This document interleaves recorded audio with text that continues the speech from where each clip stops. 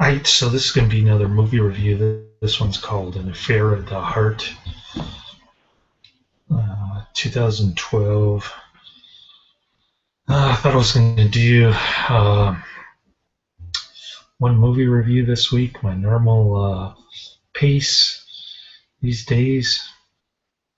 With very limited time share with my son, and same with my girlfriend. But hey, the the Netflix disc broke, man. This thing's cracked, so I couldn't watch Dark Shadows this weekend. I was planning on doing 30 episodes or something crazy. I only got through around 10, I guess. But then I got to the second disc and it was cracked. I got the third disc here, but I don't want to skip the second disc when I send cracked disc back. Anyway, enough about my spiel. I might actually do 3 movie reviews this week, which is quite an accomplishment for me these days. Saturdays I do have nothing else to do besides watch Netflix, and I do have an Instant View account, which I haven't been using in a long time, mainly because I get 3 discs at a time, and I wasn't expecting my Dark Shadows series to be cracked. But it happens on occasion. And actually, the audio and the video were out of sync. So when I was watching this one, it was like watching a Godzilla movie, I guess. The lips were moving and there was sound, or the lips weren't moving and there was no sound. Or the lips weren't moving and there was sound. So I don't think it made a difference. Somehow I got it to sync up. I think the program crashed and then I reloaded it and somehow I got it to sync together again.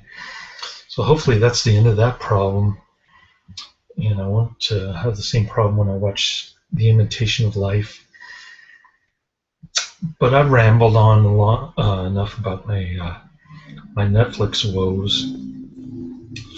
Getting back to the movie, I guess it's a TV documentary about Rick Springfield. I didn't even know he was still around. I remember when his album came out in 1983. I think my stepdad lamentingly called it bubblegum rock, but he still bought Rick Springfield's record.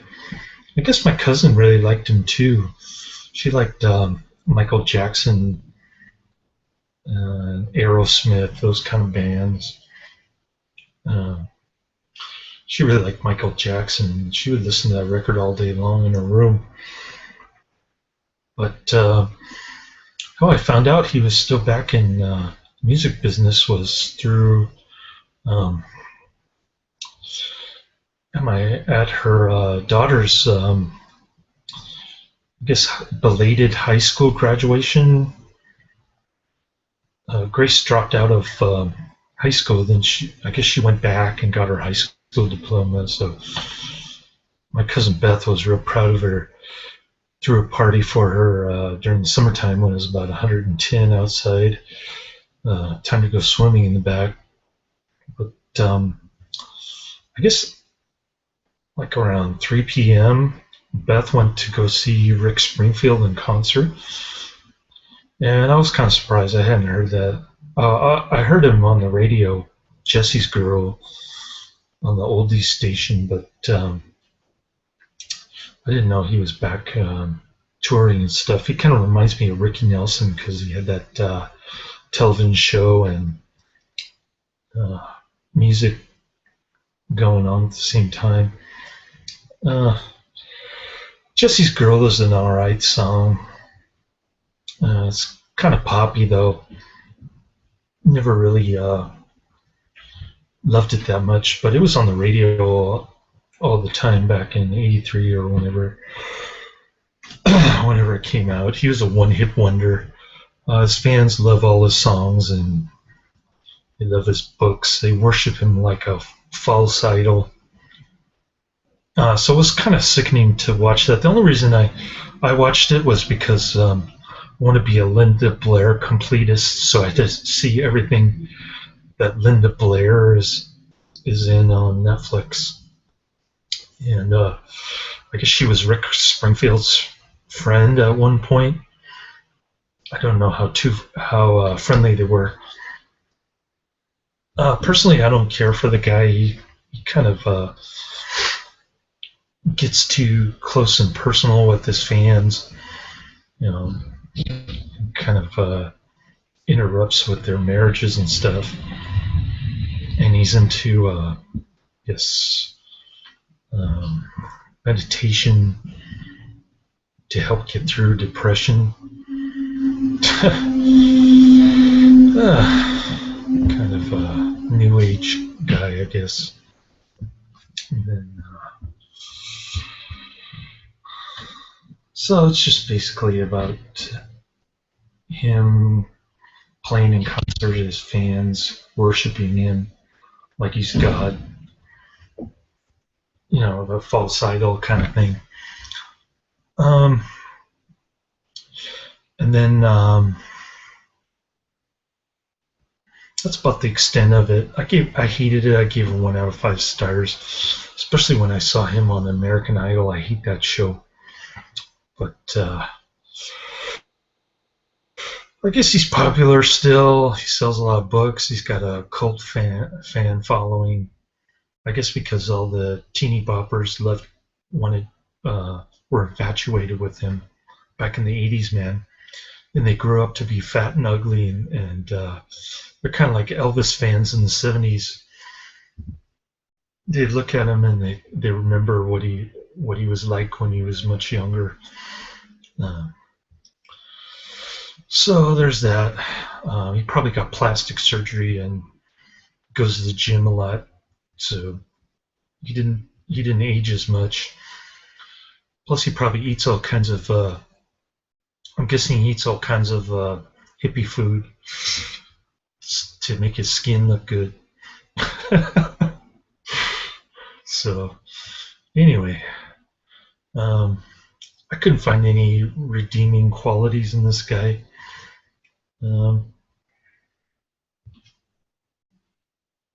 Like I said, he's typical pop star.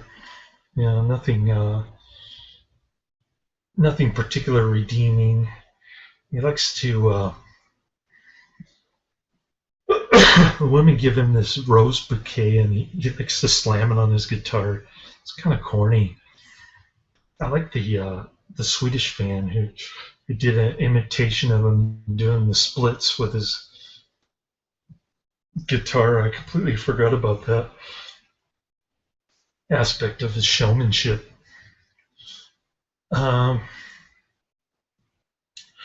So there's that. There's an interesting husband guy who used to be in a hardcore punk band. He was supposed to open up for Faith No More, but he ended up going to medical school.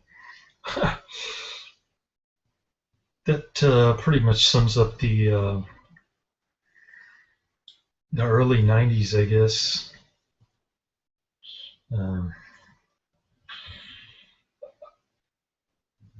That's about it. I don't have much else to say about this stupid thing. It's just something that was on television, a documentary or a rockumentary. I wouldn't exactly call Rick Springfield a rock star. He kind of tagged along at the Slayer concert in Sweden. 33,000 people, that's quite a big crowd. A lot of Slayer fans there. But I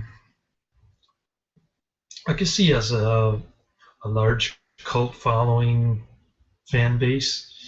So he's trying to capitalize on that. Kind of like Dark Shadows convention fans.